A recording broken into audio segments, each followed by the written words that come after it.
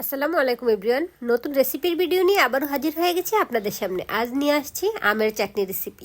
কাঁচা আমের এই চাটনিটি খেতে খুবই সুস্বাদু, ছোট বড় সকলেই পছন্দ করে। তাই তো কাঁচা আমের সিজন ফুরিয়ে যাবার আগেই কাঁচা আম সংগ্রহ করে বানিয়ে ফেলুন এই চাটনিটি। আমের এই চাটনিটি সংরক্ষণ করে রাখা যায় অনেক, তাই আপনারাও আমার রেসিপিটি ফলো করে আমের এই চাটনিটি এখনই বানিয়ে নিন। চলুন মূল রেসিপিতে চলে যাই।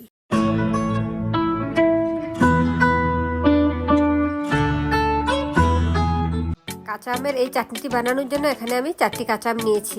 আমগুলোকে ভালোভাবে ধুয়ে নিয়েছি, কারণ কাটার পর এগুলোতে আর পানি লাগাবো না। এখন আমগুলোর খোসাগুলো ছাড়িয়ে নিচ্ছি। সবগুলো আমের খোসা ছাড়ানোর পর এগুলোকে ছোট ছোট করে টুকরা করে নিব। একেবারে ছোট করে কেটে নিচ্ছি, কারণ এই চাটনিটা যেহেতু একটু গলানো হয়, তাই আমি ছোট ছোট করেই কেটে নিচ্ছি। আপনারা ভিডিওতে দেখেই বুঝতে পারছেন আমি কিভাবে কেটে নিচ্ছি। আপনারা আরেকটু বড় করেও কেটে নিতে পারেন, পরবর্তীতে নাড়াচাড়ার সময় ভেঙে যাবে।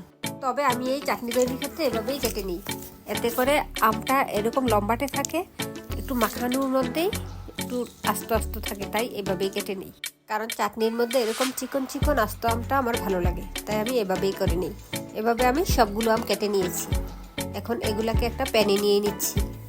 অবশ্য আমি এখনো চুলায় বসাচ্ছি না, সবগুলো কুচি করা আম একে একে আমি প্যানে নিয়ে নিচ্ছি। প্যানে নেওয়া হয়ে গেলে এখন আমি এতে অ্যাড করে দিচ্ছি চিনি। আপনারা গুড়ও দিয়ে নিতে পারেন, তবে এখানে আমি 1 কাপ পরিমাণ চিনি দিয়েছি, অথবা আপনারা চিনি গুড় মিলিয়েও করতে পারেন। আমি শুধু চিনি দিয়ে আজকের এই চাটনিটা করে নিচ্ছি। চিনিটা ভালোভাবে মিশিয়ে নিচ্ছি আমের সাথে। অবশ্য গুড় দিয়ে করলে চাটনির কালারটা আরও বেশি সুন্দর দেখায়। চিনি দিয়ে মিশানো হয়ে গেলে এখন আমি এতে দিয়ে নিচ্ছি ভিনেগার। এখানে আমি 1 টেবিল চামচ পরিমাণ ভিনেগার দিয়ে ভালোভাবে মিশিয়ে নিচ্ছি। ভিনেগার দিয়ে ভালোভাবে মিশিয়ে নেওয়ার শেষে এটাকে আমি রেস্টে রেখে দিচ্ছি।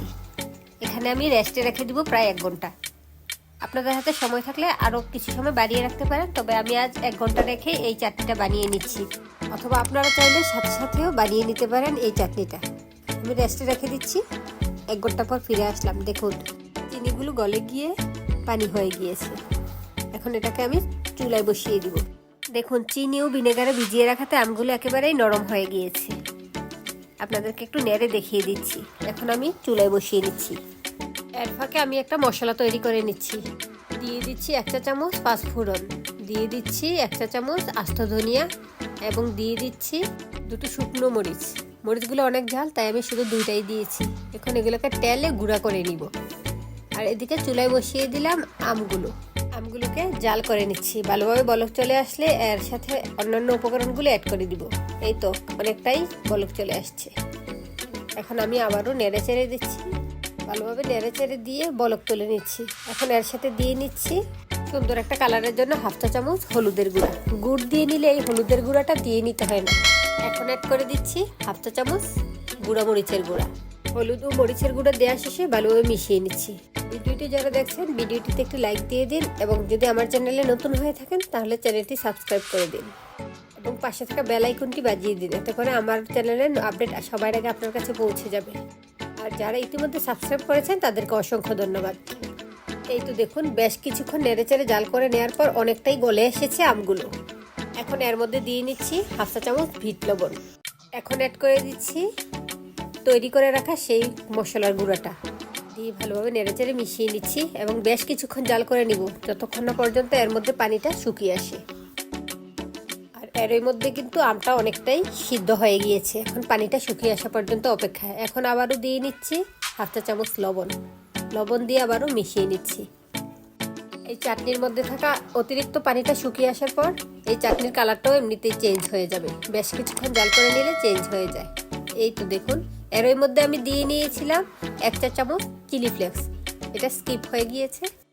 আর আমার এই আমের চাটনিটাও রেডি হয়ে গিয়েছে। আমি শুরুতে ভিনেগার দিয়ে ভিজিয়ে রেখেছিলাম আমগুলো, তাই পরবর্তীতে আর ভিনেগার দেওয়ার প্রয়োজন পড়েনি। এই তো দেখুন আমের চাটনিটা পারফেক্ট হয়েছে। আস্ত আমের আচারের চেয়ে আমার এই গলানো চাটনিটাই খেতে ভালো লাগে, তাই আমি এই চাটনিটাই তৈরি করে থাকি। এই চাটনিটা খিচুড়ির সাথে খেতে আমার খুব বেশি ভালো লাগে, তাই আমের সিজনে আমি বেশি করে এই আমের চাটনিটি বানিয়ে রাখি, সারা বছর চলে যায়।